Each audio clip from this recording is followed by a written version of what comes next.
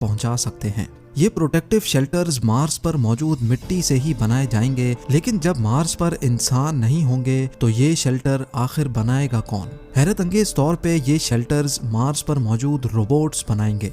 Artificial intelligent robots को इंसानों से पहले मार्स पर भेजा जाएगा। ये एक खास किस्म के रोबोट्स होंगे जो वैसे तो अलग अलग हिस्सों में काम कर सकेंगे, लेकिन जरूरत पड़ने पर वो आपस में जुड़ भी सकेंगे। ये रोबोट्स इंसान के काम करने से काफी ज्यादा फास्ट काम कर सकेंगे, जिनमें कैमरास, सेंसर्स, मिट्टी खोदने के लिए एक्सकवेटर्स और 3D प्रिंटर यूनिट्स भी लगे होंगे। सोलर एनर्जी से चलने वाले ये रोबोट्स पहले तो सेंसर्स की मदद से एक खास किस्म की मिट्टी ढूंढेंगे। जिस जगह पर वो खास मिट्टी ज्यादा पाएंगे वहीं वो अपना बेस यूनिट कायम कर लेंगे। इन रोबोट्स में से जिसका काम डिगिंग का होगा वो उस जगह को खोदकर मिट्टी को कलेक्ट करेगा और फिर छोटे छोटे रोबोट्स ये मिट्टी रिफाइनिंग यूनिट तक लेकर जाएंगे। रिफाइनिंग के बाद ये मिट्टी 3D प्रिंटर यूनिट तक पहुंचाई जाएगी, जो एक एक लेयर करके 3D प्रिंट करते जाएंगे।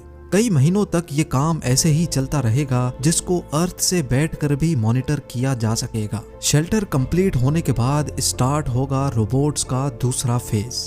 अब मार्स पर पहली बार इंसानों का एक ग्रुप लैंड करेगा। क्योंकि इंसान यहाँ पहली बार लैंड करेंगे, इसीलिए इनके पास काफी सारा सामान भी मौजूद होगा। मार्स पर मौजूद रोबोट्स इंसानों को वहाँ वेलकम करेंगे, उनका सामान उठाकर लैंडिंग साइट से बेस यूनिट तक लेके जाएंगे और बेस यूनिट के शेल्टर के अंदर छोटे छोटे यूनिट्स को रखा जाएगा, जो अपने आप इन्फ्लेट हो जाएंगे।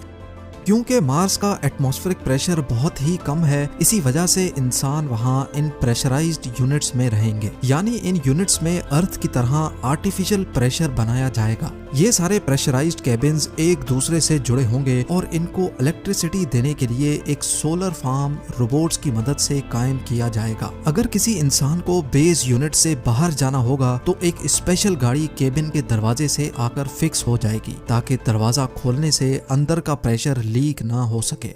अब बारी होगी मार्स पर एक ग्रीन हाउस बनाने की, ताकि मार्स पर वेजिटेशन की जा सके। साइंस रिसर्च के मुताबिक मार्स पर स्टार्टिंग में सिर्फ पोटैटोज और बीन्स लगाए जा सकेंगे। ग्रीन हाउस के अंदर प्लांट्स जैसे जैसे बड़े होंगे, उनमें से एक ऐसी चीज निकलेगी जिसका होना मार्स पर बहुत ही ज्यादा जरूरी है, और वो है ऑक्सीजन। जी हाँ, ये प्लांट्स मार्स पर सब्जियों के अलावा इंसानों को ऑक्सीजन भी देंगे, लेकिन ये ऑक्सीजन इतना ज्यादा नहीं होगा, इसलिए जल्द अज जल्द मार्स पर ऑक्सीजन बनाने का भी बंदोबस्त किया जाएगा। हैरत अंगेज तौर पे ये एक्सपेरिमेंट मार्स रोवर पहले ही कर चुका है। एक स्पेशल डिवाइस जो सोलर एनर्जी के जरिए ऑपरेट होगी, वो मार्स के